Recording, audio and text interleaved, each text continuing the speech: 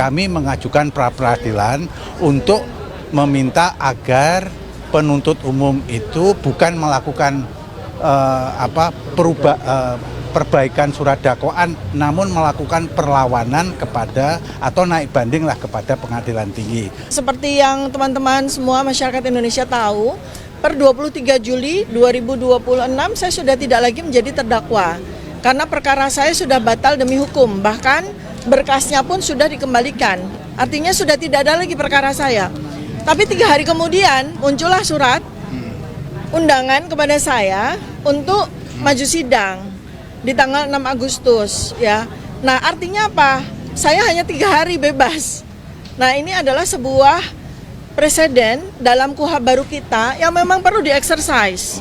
Tempatnya untuk melakukan exercise di mana? Ya di pra-peradilan ini. Yang sidang ijazah Pak, kemarin kan eksepsinya Pak Dr. Rifa sempat diterima, kemudian sempat terhenti. Kemudian besok lanjut lagi tanggapannya seperti apa? Ya kalau yakin 100% palsu, mestinya masuk ke pokok perkara di persidangan itu diikuti, tidak malah pra-peradilan. Biar perkara ini segera selesai, masalah ini bisa segera selesai. Kalau untuk sidang rencana besok dari Pak Jokowi seperti apa Pak? Kalau siap hadir, kalau hadir, saya sudah sampaikan, saya akan hadir membawa ijazah SD, SMP, SMA, dan nanti yang S1 yang sekarang di Kejaksaan, semuanya akan kita tunjukkan. ya. Ini sudah masuk pokok perkara kok di persidangan, ya kita ikuti proses hukum yang ada. Bisa dibilang pra-peradilan kemarin mengulur waktu untuk persidangan ya Pak? Ya untuk apa? Kalau sudah yakin 100% palsu, ya bawa aja buktinya. Masuk ke pokok perkara di persidangan. Pak Jokowi palsu. Saya tidak akan menjawab pertanyaan yang tidak mengerti konteks. Udah, itu aja udah memelesetkan konteks nggak perlu Karena dijawab. yang disajikan sama Mas Roy yang Nggak baik usah. ini, saudaraku ini adalah informasi bahwa Pak Jokowi adalah benar mahasiswa UGM. Oke. Mahasiswa UGM kok datanya kayak gini nggak bisa. Ya nggak. Emangnya dengan yang buat Mas? Bukan saya anak UGM. Lah iya, tapi kan Saya ini kan tahu. data tahun Pak Firman anak UGM 1980. bukan? Anak UGM. Anak semester 1 apa S1 S2-nya UGM bukan? Anak semester 1 S1 S2-nya UGM bukan? Anak semester 1 apa S1 S2-nya UGM bukan? S2 saya dua kali UGM. Kok bisa 2 kali UGM? Kok bisa? Saya mau 2 kali S2. Sekarang kayak gini.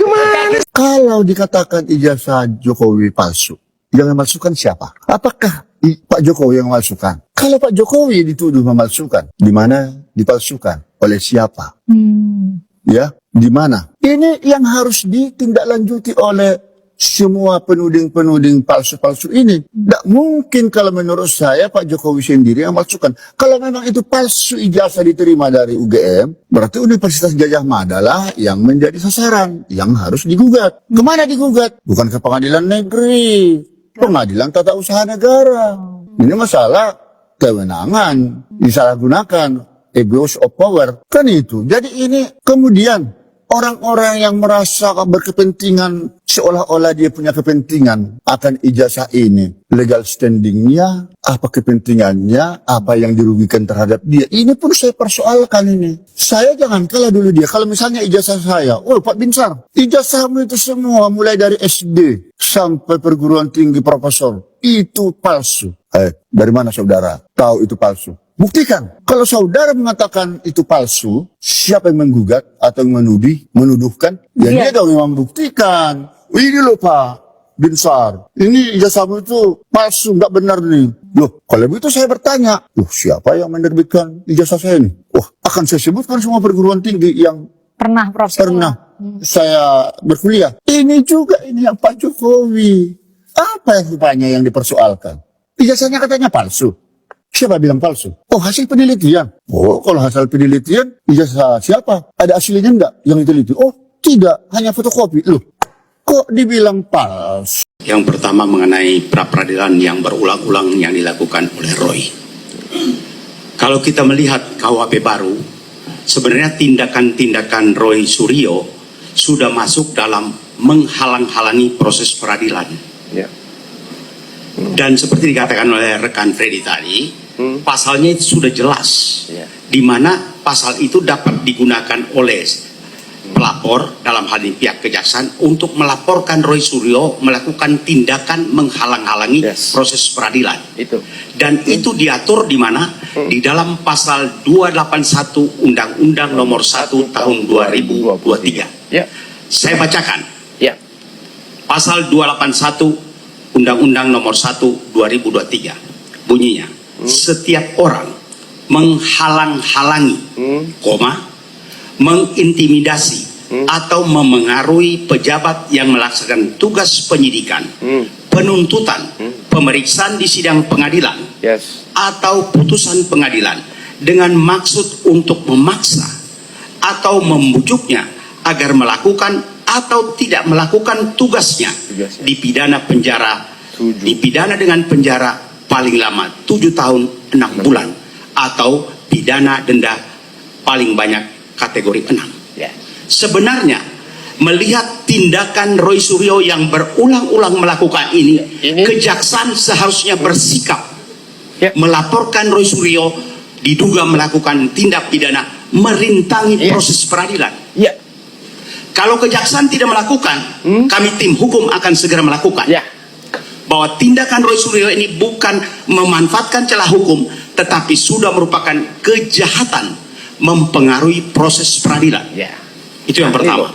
Yang kedua, kalau benar Tifa mengajukan pra peradilan, putusan yang dinyatakan yang diterima, kami melihat seharusnya tidak ada dasarnya dia mengajukan pra peradilan. Karena apa? Pokok perkara sudah dibuka dalam putusan perkara dia yang terdahulu, kalau nggak salah nomor 300 itu, di mana eksepsinya dikabulkan. Sehingga kalau sidang kedua yang menurut informasi kemarin tanggal 6 atau 5 itu kemudian ditunda dengan alasan hakim ikut pendidikan atau apa.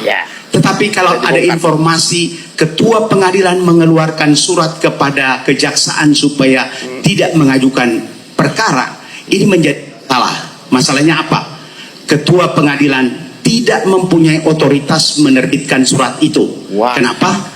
Berkas perkara kalau sudah di majelis hakim, siapapun tidak bisa mengintervensi proses peradilan itu.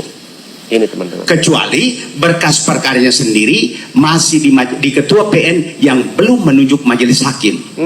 Sekarang ketua PN mengeluarkan surat dalam kapasitas apa? Itu juga penyalahgunaan wewenang. Jadi Roy Suryo yang ulang-ulang mengajukan pra peradilan, sebenarnya itu adalah kejahatan proses peradilan. Tifa yang mengajukan juga sebenarnya tidak bisa karena pokok perkaranya sudah disidangkan. Sekarang dia kalau tidak salah register perkara 325. Sehingga seharusnya hakim langsung membuka persidangan itu. Tetapi kalau seandainya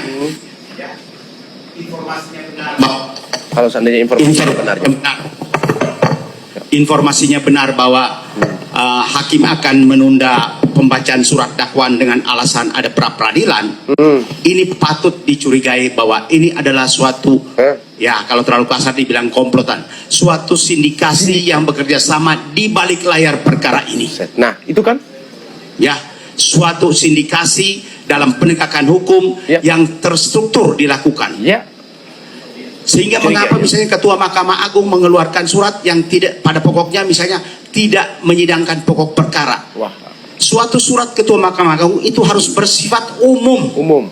Tidak ditujukan kepada suatu pribadi yang menangani suatu perkara. Ini tidak boleh.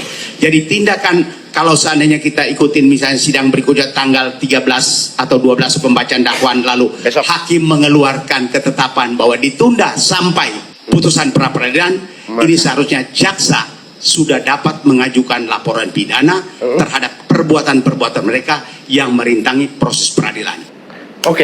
Nah, itulah video kita kali ini. Silakan ketik komentar kalian di kolom komentar. Saya Mardika undur diri, jumpa lagi di next video. Assalamualaikum, bye-bye.